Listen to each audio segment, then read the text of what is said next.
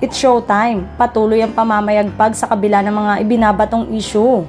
Itbulaga na pag-iwanan sa ratings. Ang hindi masyadong familiar sa iba na si Nico Loco at Nico Natividad ang nakisawsaw ngayon sa issue ng controversial na segment na Especially For You ng It's Showtime. Ang dalawang Nico o Nico ang tumapat ngayon kay Vice Ganda. Marami naman ang nakapanood sa episode na yon sa It's Showtime.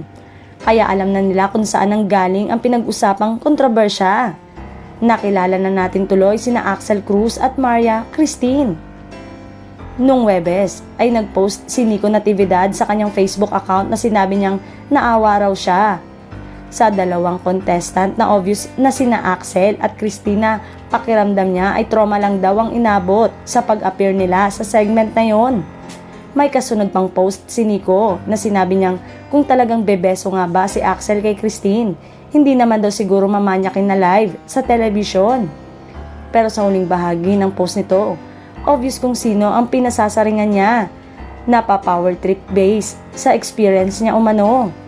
Kaya nag-react ang netizen sa post niyang yon, pero tinanggal din niya. Pagkatapos umeksena ni Nico, pumasok naman si Nico Loco, ang Italian Viva Max actor na nag-guest din sa naturang segment ng It's Showtime. Nasilip naman sa ex kahapon at nag-trending si Vice at Nico Natividad.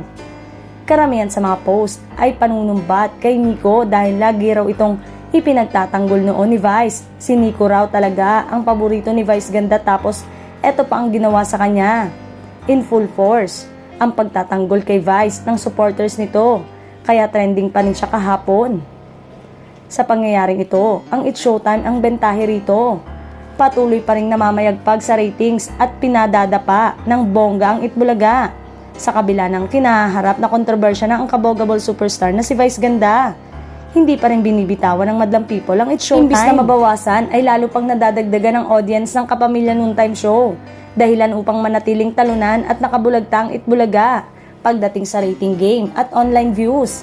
Samantalang sa online world, umabot naman sa mahigit 1.1 million views ang episode ng It's Showtime ngayong June 7 as of this writing, kumpara sa 270,000 views ng Itbulaga.